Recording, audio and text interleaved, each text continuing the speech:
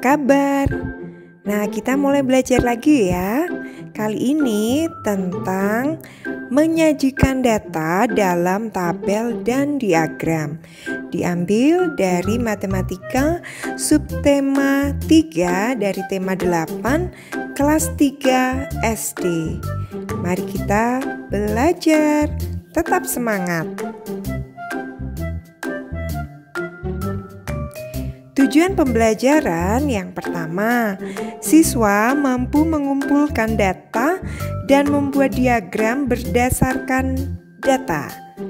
Dan yang kedua, siswa mampu membaca data pada diagram. Dan yang ketiga, siswa mampu menyajikan data dalam tabel dan diagram. Nah, sepertinya pembelajaran ini akan menarik. Yuk kita belajar. Yang pertama, kita akan membahas tentang mengumpulkan data dan membuat diagram. Data adalah hasil pengukuran atau pengamatan yang bentuknya dapat berupa angka, bilangan, atau kata-kata. Contoh dari data misalnya adalah tinggi badan, lalu ada berat badan, lalu jumlah barang, juga ada jumlah orang dan lain sebagainya yang berhubungan dengan angka ataupun kata-kata.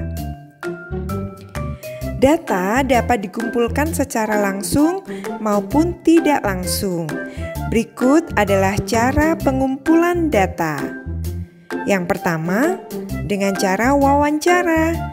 Kegiatan ini merupakan mengumpulkan data secara langsung dengan cara tanya jawab antara penanya dan narasumber.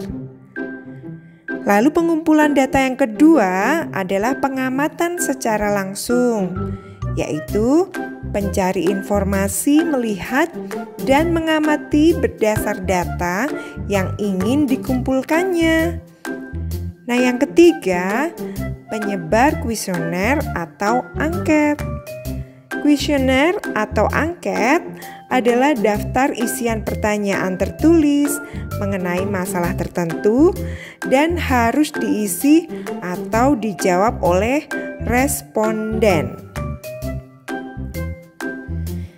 Nah, sekarang kita praktek mengumpulkan data ya.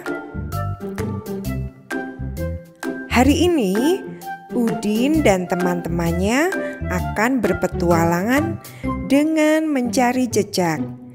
Tanda yang digunakan adalah bendera berwarna. Bendera merah artinya perintah belok kiri. Bendera kuning artinya belok kanan. Dan bendera hijau adalah perintah untuk berjalan lurus.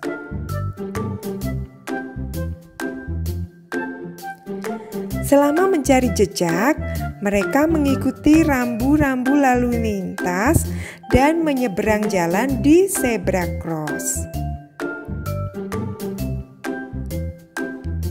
Udin dan teman-temannya kemudian melaporkan catatan hasil perjalanan mereka. Nah, berikut adalah tabel laporan banyaknya bendera yang ditemukan selama perjalanan.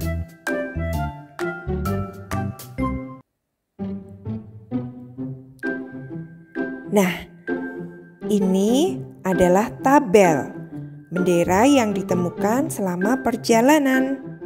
Merah ada turus 4, berarti ditulis dalam bilangannya 4. Kemudian bendera kuning yang ditemukan ada 7, dilambangkan dengan turus ya 4, kemudian dicoret lalu ada 2 lagi. Dan bendera hijau terdapat 3 buah bendera.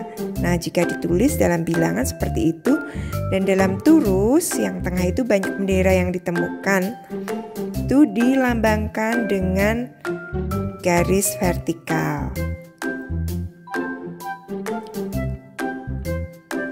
Laporan dalam bentuk tabel ini bisa diubah loh menjadi diagram batang yang lebih mudah untuk dibaca cepat. Kita akan belajar ya. Nah, coba kalian lihat tabel seperti ini. Nah, tadi kita lihat bendera merah ada 4, bendera kuning ada 6, tambah 1 yaitu 7. Kemudian bendera hijau ada 3. Nah, ini dia tabelnya. Mudah sekali ya. Nah, untuk lebih mudahnya kita gambar seperti ini. Nah, supaya kalian jelas, ini sebenarnya sama tabel dan diagram batangnya. Nah, merah ada 4, kemudian kuning ada 7, dan hijau ada 3. Kalian buat persegi panjang seperti ini. Mudah ya untuk dipahami.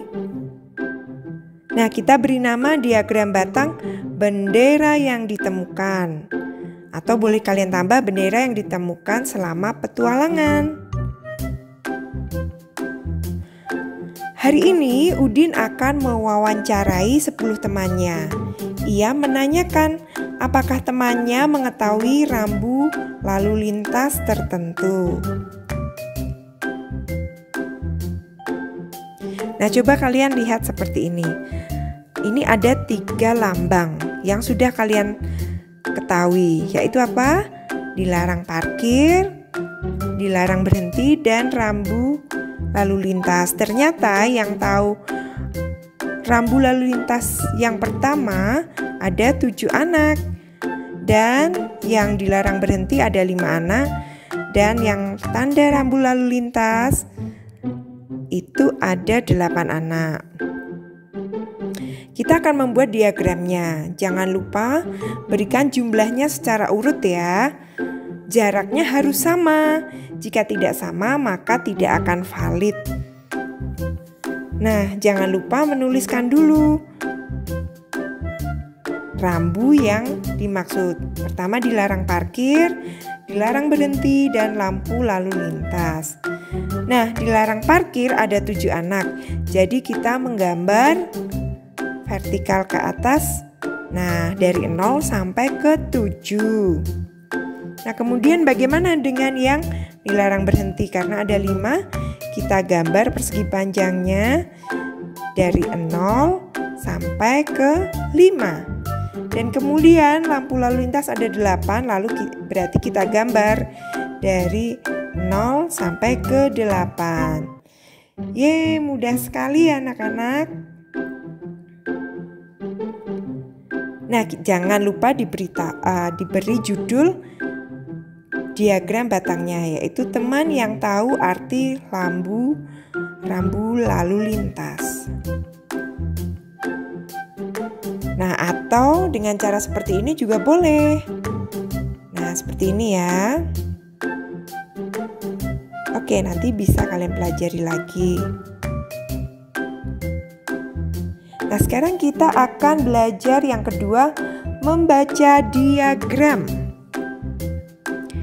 Nah, coba kalian perhatikan diagram anak yang dapat mengendarai sepeda. Nah, dapat mengendarai sepeda ada berapa itu? Ya, dari 0 sampai ke berapa? 8, lalu ada yang belum dapat mengendarai sepeda ada 2. Dari gambar diagram tersebut, kita bisa menjawab pertanyaan sebagai berikut. Nah, coba kalian lihat. Berapa banyak anak yang dapat mengendarai sepeda? Nah, di situ sudah tertera keterangan bahwa yang dapat mengendarai sepeda ada 8. Jadi, jawabannya 8. Nomor 2, berapa banyak anak yang belum dapat mengendarai sepeda? Nah, ini dia jawabannya, berarti ada 2. Nah, sekarang jawaban yang ketiga, pertanyaannya, Berapa beda antara anak yang dapat mengendarai sepeda dan yang belum dapat mengendarai sepeda? Jawabannya 8 dikurangi 2 sama dengan 6. Nah, itu berarti kalian bisa membaca diagram ya. Wah, menyenangkan sekali. Lanjut. Nah, ini tabel dari, kalian lihat diagram batang ini, kita jadikan tabel, maka akan menjadi seperti ini. Jangan lupa nomornya, kemudian judulnya, kemampuan bersepeda, dapat mengendarai sepeda dan yang tidak dapat. Kemudian banyaknya anak atau tulis dituliskan dengan lambang ya. Seperti ini. Nah, ini dinamakan turus anak-anak. Oke, next. Yang kedua, kita akan belajar menyajikan data dalam tabel dan diagram. Ini adalah yang ketiga. Kita akan mencoba menyajikan data dalam tabel dahulu. Nah, mari kita cermati data berikut ini. Nah, coba ya kalian lihat. Ini belum kita hitung satu-satu. Nah, coba kita lihat warna kesukaan dari 10 anak ini. Yang memilih merah ada 3 anak. Coba kalian lihat yang jumlah angka yang berwarna-warni. Itu merupakan rangkuman dari kesukaan anak-anak. Nah, warna kesukaan kuning ada 5. Dan biru ada 8. Hijau ada 4. Dan putih ada 6. Nah, jika kita masukkan ke dalam tabel yang sudah jadi, jangan lupa kalian berikan nomor, lalu keterangannya dan jumlahnya. Nomornya ada 1 sampai 5 karena warnanya ada 5. Lalu keterangannya, warna kesukaannya yaitu merah, kuning, biru, hijau, dan putih. Jumlahnya merah ada 3, kuning ada 5, biru ada 8, hijau ada 4, dan putih ada 6. Nah, jangan lupa diberi nama tabel warna kesukaan kelas 3. Nah, sekarang kita akan membuat diagram batangnya dari warna kesukaan kelas 3. Jangan lupa kita persiapkan dulu diagramnya. Lalu kita isikan merah ada berapa?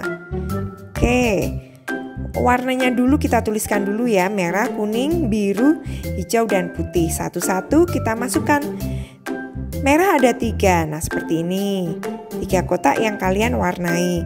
Lalu kuning ada 5 kotak yang kalian warnai.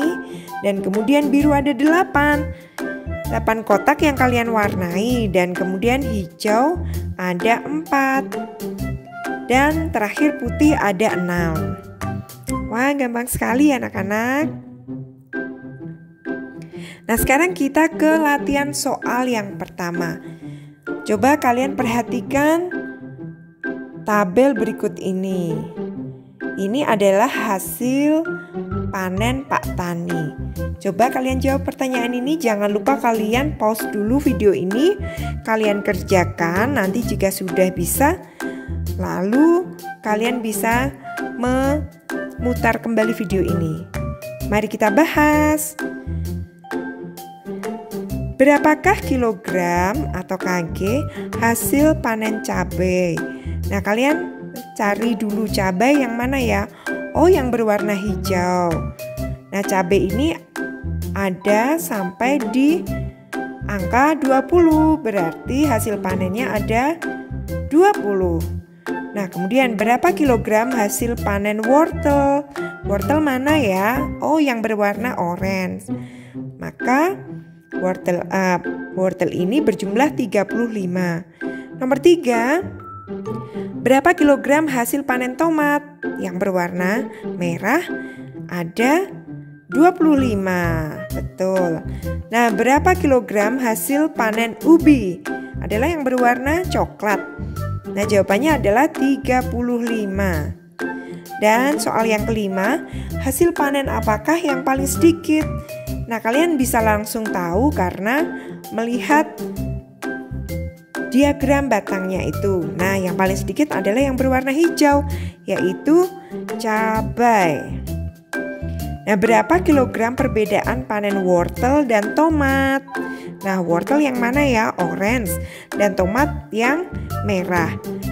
Wortel ada 35 dan tomat ada 25. Nah, jangan lupa kalian kurangkan ya.